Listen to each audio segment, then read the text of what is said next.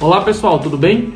No vídeo de hoje você vai compreender um pouco mais sobre a biologia do citoplasma dos organismos eucarióticos. No nosso primeiro vídeo dessa aula, você estudou a estrutura e a função de duas organelas que foram o retículo endoplasmático e o complexo de Golgi. Você entendeu naquele vídeo que o retículo endoplasmático ele pode ser liso ou rugoso, a depender da presença ou ausência de ribossomos aderidos na sua superfície. Você entendeu que o retículo endoplasmático rugoso, além de outras funções, produzem substâncias proteicas, enquanto que o retículo endoplasmático liso produz substâncias de natureza lipídica, como ácidos graxos ou até mesmo fosfolipídios que vão estar presentes na membrana.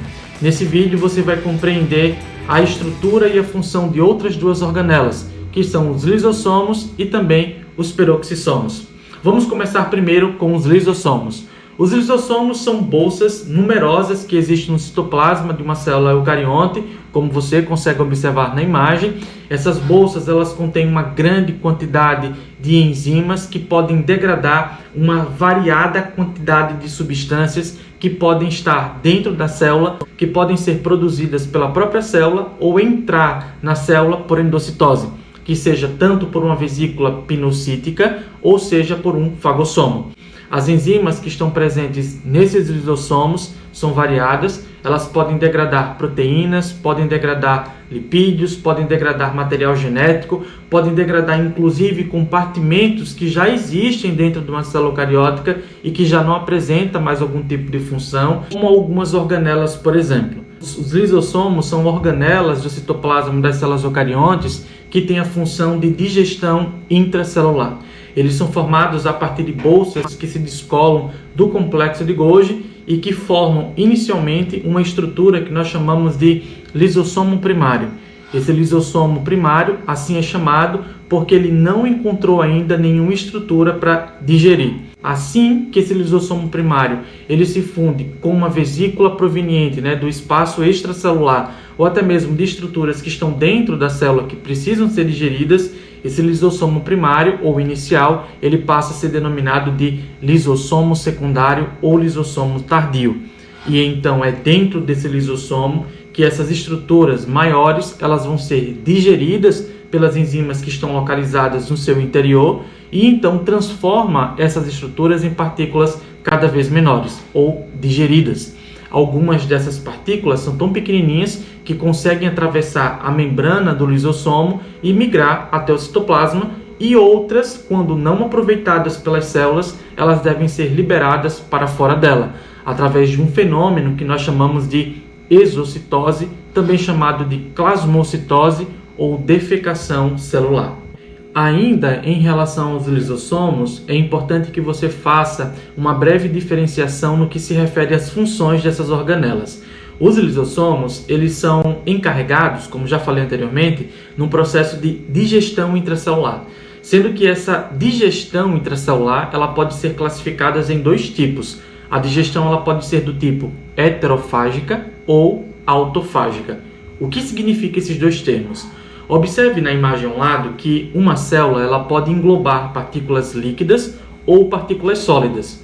O englobamento de partículas líquidas nós chamamos de pinocitose, e observe que essa partícula líquida ela entra na célula e fica dentro de bolsas que nós chamamos de pinossomo. Enquanto que uma partícula sólida que entra na célula por meio de vesícula nós chamamos de fagossomo, quando essa partícula sólida já está no citoplasma. Veja que tanto o pinossomo como o fagossomo, ele consegue se chocar com o lisossomo, e esse lisossomo, então, agora lisossomo secundário, digere essa substância que veio de fora da célula, que não pertence à célula, mas que foi englobada por ela. Quando isso acontece, nós dizemos que os lisossomos estão exercendo uma função heterofágica. Observe na imagem que as próprias organelas da célula podem se fundir com o próprio lisossomo. E então, quando os lisossomos digerem as próprias moléculas ou as próprias organelas, a gente diz então que essa função ela é denominada de autofágica, também conhecido como autofagia. Esse processo de autofagia ele é extremamente importante para a formação de tecidos do nosso corpo durante todo o desenvolvimento embrionário e também nas células que estão presentes em um determinado tecido. Além disso, importante você também fazer algumas conexões. O cristalino que está presente no nosso olho, ele é um tecido extremamente transparente devido a uma redução significativa nas organelas citoplasmáticas. E isso acontece devido à autofagia exercida pelos lisossomos. Além disso, como nos sapos, por exemplo, ele sofre metamorfose durante o seu desenvolvimento.